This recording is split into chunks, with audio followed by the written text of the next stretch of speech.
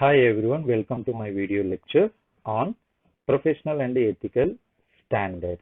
In this lecture, I am going to discuss about the meaning of ethics, principles of ethics, code of ethics, and the consequences of ethics. By the way, my name is K. Kiran Kumar, Assistant Professor, Chris Jayanti College, Autonomous, Bangalore. First, we understand the meaning of ethics. Generally, ethics point of view, there are different ethics, rules, principles, standards, uh, different based on the different situations or places. So, professional ethics are the principles and the standards that underlie the responsibilities and the conduct of a person in performing his or function in a particular field of expertise. So if an employee working for ABC Company Limited, the employee should work according to the company principles, standards, and the code of conduct. So it depends upon the company. Ethical principles are important in a business organization as they set the tone for the culture and the behavior of employees and management. You know why generally companies frame the policies, standards, principles means only for controlling or managing the employees. Ethics is often described as doing the right thing, but this can mean different things to different individuals. Next, approaches to accounting ethics. So here actually approaches are two types, that is rules-based approach and principle-based approach. Rule-based approach means the company should prepare the accounting report as per the standard rule. It means some national accounting standards are primarily rules-based.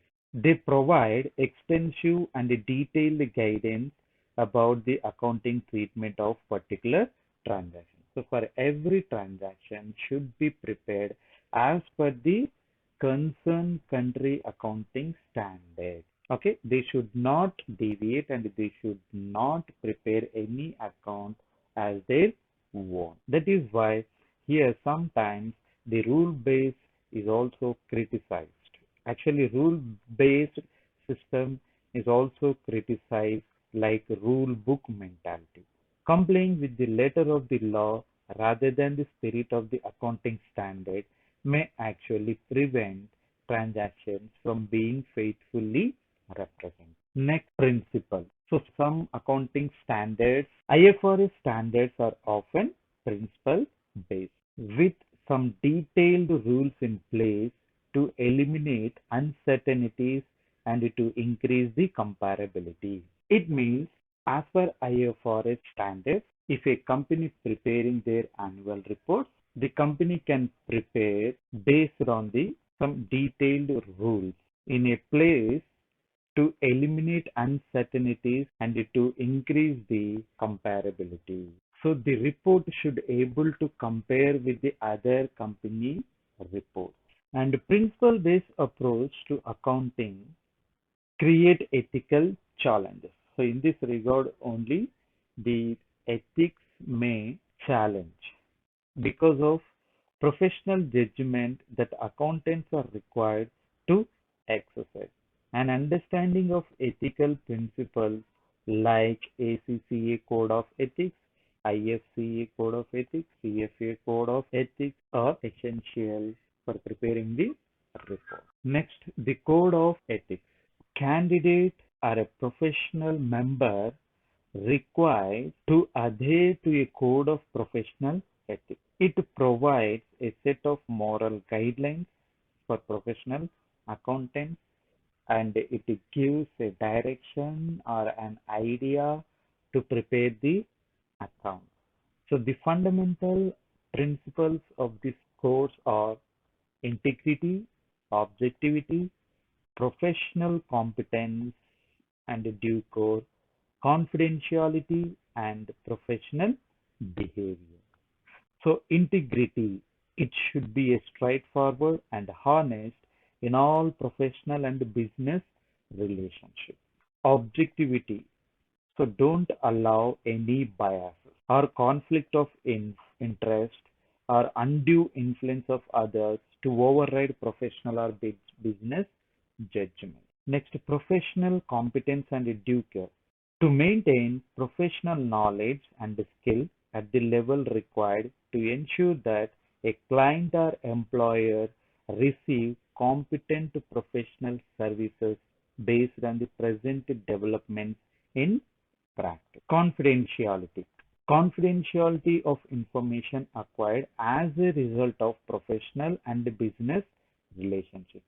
Therefore, not to disclose any such information to the third parties without proper and specific authority, unless there is a legal or professional right or duty to disclose, nor use the information for the personal advantage.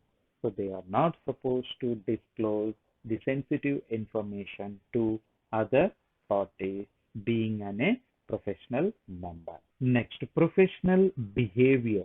To comply with relevant laws and regulations and avoid any action that discredits the profession. So these are the code of ethics. Next, the impact of ethical and unethical behavior. So generally, members or a professional members has to follow the journals and the magazines of professional institutes regularly include details of professional disciplinary proceedings brought against individual members who were believed to have fallen short of the ethical standards expected of them. The consequences of unethical behavior in deliberately presenting incorrect financial information are severe. So members are supposed to follow the as per the current trends, and they are not supposed to do any wrongful thing. So many accountants have been fined or jailed for not fulfilling their professional details. Otherwise, they may be going to face the following consequence. First one, fine. Second one, the loss of professional reputation. Maybe the person terminated from the membership of the particular body. Being prevented from acting as a director or officer of a public company in the future. So the particular person may be prevented, eliminated, removed by the company if a member committed it. The possibility of being expelled by a professional accountancy body, a prison sentence. So these are the consequences of the members as individuals. Next, ethics and profit. It is commonly argued that the primary objective of a company is to maximize the wealth of its shareholders. Acting ethically might be seen to contradict this objective. Example, it may be ethical to incur costs associated with looking after the environment. Such costs reduce profit. However, in modern society, companies are considered to be corporate citizens within society. Corporate social responsibility is increasingly important to investors and other stakeholders. It can attract green investors, ethical consumers and employees, and so on, in turn have a positive impact on financial results. Thus, it could be argued that the performance and sustainability of a company may not be maximized unless it behaves in an ethical manner. So every company common objective is maximizing the wealth of its shareholders. To meet this objective, a company may do some activity. For example, it may be ethical to incur costs associated with looking after the environment. Such costs reduce the profit. But whatever some investors may consider to be corporate citizens, so that is corporate social responsibility, green investors, ethical consumers, like that different investors may expect the positive impact on for financial results.